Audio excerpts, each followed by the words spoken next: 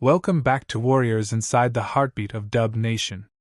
I'm your host, and today we're diving deep into one of the biggest preseason talking points, Steve Kerr's brutally honest reaction to the Warriors' starting lineup after that comeback win against the Portland Trail Blazers. Yeah, you heard that right, a win that didn't really feel like a win at first. This was the much-anticipated debut of the new projected starting five: Stephen Curry, Moses Moody, Jimmy Butler, Draymond Green, and Al Horford.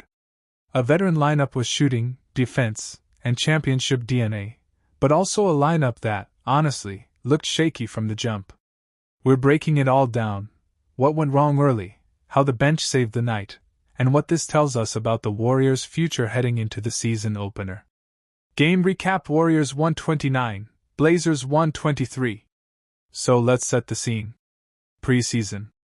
The Chase Center is buzzing. Dub Nation is hyped to see Butler and Horford in Warriors jerseys for the first time. The Blazers, young, energetic, hungry. Tip-off happens and boom, Portland comes out swinging. They drop 39 points in the opening quarter. The Warriors? Flat. No energy.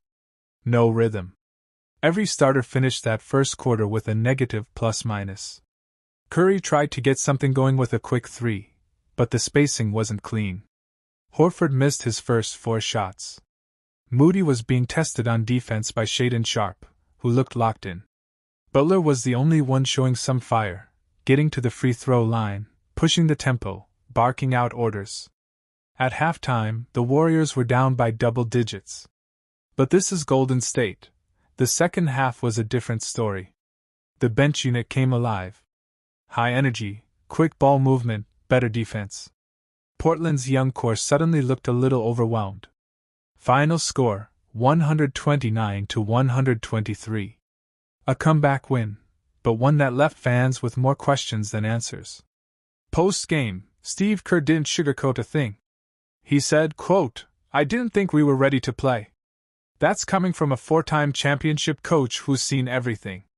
He looked frustrated, not because of the final score, but because of how this team started the game. He talked about spacing issues, careless turnovers, lack of focus, lack of energy. He basically said, yeah, we won, but don't let that fool you, we're nowhere near where we need to be. And honestly, I respect it. Preseason isn't about wins. It's about building habits, and Kerr knows bad habits early can cost you later.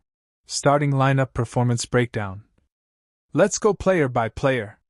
Stephen Curry, 11 points, 3 assists in 15 minutes. He looked fine individually, hit a few threes, made some nice reads. But his impact was muted because of poor spacing. Every time he came off a screen, Portland's defense loaded up. Jimmy Butler, this was Jimmy being Jimmy.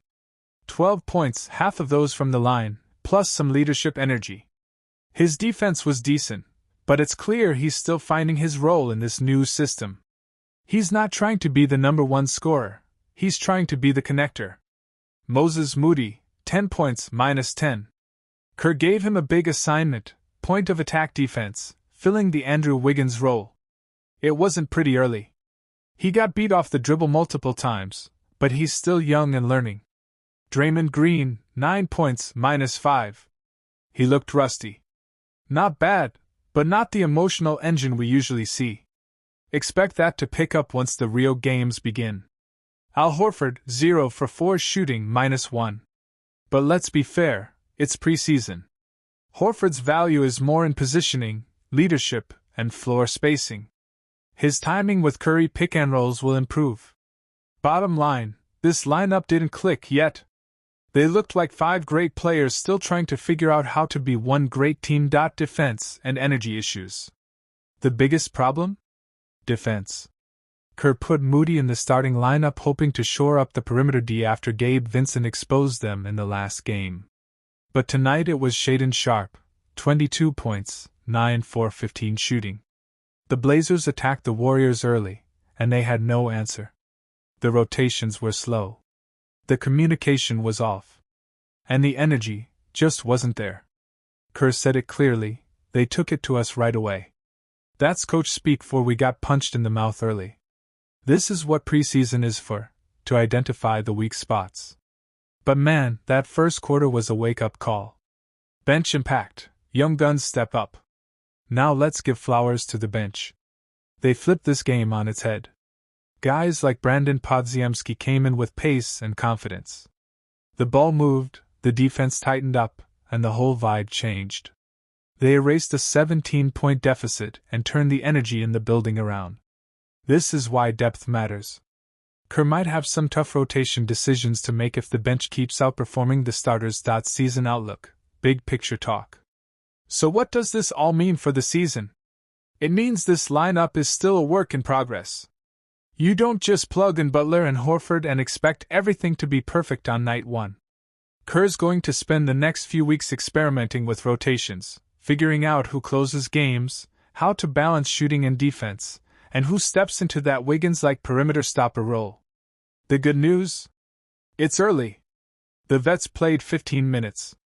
The Warriors have 3 more preseason games before opening night against the Los Angeles Lakers. There's always been Bam Adebayo, the heartbeat of the team's defense and energy. 2 finals appearances in 5 years. 2 Olympic gold medals. And countless moments where Bam's hustle, strength, and versatility made the difference. Adebayo isn't just another big man. He's a two-way force, a center who defends guards, switches on pick and rolls, makes plays from the high post, and brings the kind of intensity that wins championships. And that's exactly what the Warriors are missing. After another frustrating season where the Warriors' defense crumbled and their rebounding disappeared, Steve Kerr and the front office know something has to change. Draymond Green can't do it all anymore. Kevin Looney, while solid, can't carry the rim protection load in big moments. And let's be honest, they've been searching for a new defensive anchor since the fall of their dynasty years. That's why, according to multiple reports, Golden State is monitoring Adebayo's situation closely. As one insider put it, Bam Adebayo is another all-star in the East who would be at the top of the Warriors' list of potential trade targets, if he were to ever request a trade. Now let's talk basketball IQ. Because Bam Adebayo isn't just muscle, he's brain and timing. Steve Kerr's system is built on ball movement, cutting, and reads. Players who can pass, set screens, and make smart decisions from the high post thrive. Remember how Draymond revolutionized that role years ago? Now imagine a younger, more athletic, more versatile version. That's Bam. He can handle the ball, create plays, and make those quick short roll passes that unlock the Warriors' offense. And the scary part? He doesn't even need to score 20 a night to dominate. One thing people forget, Bam already knows how to play with Steph Curry. They shared the floor with Team USA, building chemistry in practices and tournaments. Curry has publicly praised Bam's leadership and defensive presence, and it's clear there's mutual respect. Picture it. Curry dancing off ball. Klay Thompson finding his rhythm. Draymond and Bam locking down on defense like twin walls. It's not fantasy, it's potential reality. Now here's where things get tricky. What could the Warriors possibly offer for a player like Adebayo? The obvious answer: Jonathan Kuminga. The 21-year-old forward has been in countless trade rumors, and his contract negotiations have already raised eyebrows in the Bay Area. Kuminga's athleticism and youth make him valuable. Add a few first-round picks, and maybe a role player like Moses Moody or Andrew Wiggins, and you've got a tempting package. But here's the catch: would Pat Riley even consider it? Pat Riley, the godfather of the Heat, doesn't move stars easily. He believes in loyalty and in the culture he's built in Miami. But he's also a ruthless businessman. If the Heat starts slipping, if it becomes clear that Jimmy Butler and Bam Adebayo can't carry the franchise back to the finals, Riley could shock the league again. He's done it before. And if the Warriors offer future assets that could accelerate a rebuild, Riley might just pick up that phone. Still, he won't make it easy. Inside the Warriors' locker room, the idea of adding Bam would send waves of excitement. Curry knows time is running out on his prime. Klay is fighting to prove he still belongs. Draymond wants one last shot at redemption. Bam brings new life, fresh energy. He's young enough to carry the team into the next era, but experienced enough to fit into their winning culture. Even Steve Kerr would likely tweak the offense, giving Bam the Draymond-style role while freeing Green to focus more on leadership and defense. This move could turn Golden State from playoff hopeful back into title contender. Fans are already buzzing. On social media, you can see the split. Some fans love it, calling Bam the missing piece. Others worry about giving up Kuminga, a player with sky-high potential. But everyone agrees if this trade happens, the NBA landscape changes overnight. Meanwhile, Heat fans are anxious. Losing Bam would mean rebuilding, possibly around Tyler Herro and draft picks. So what's next? Right now, Golden State is watching quietly. They're not rushing, they know the season is long and trade windows always open. If Miami struggles early, or if Adebayo starts questioning his future, expect the Warriors to make a serious move. And with Steph Curry's legacy still writing itself, the front office won't hesitate to make a blockbuster trade that gives him one last shot at glory. Because if there's one thing we've learned, never, ever count out the Golden State Warriors. Fire Bam Adebayo to the Bay? It sounds crazy now. But remember, every dynasty has a new chapter waiting to be written.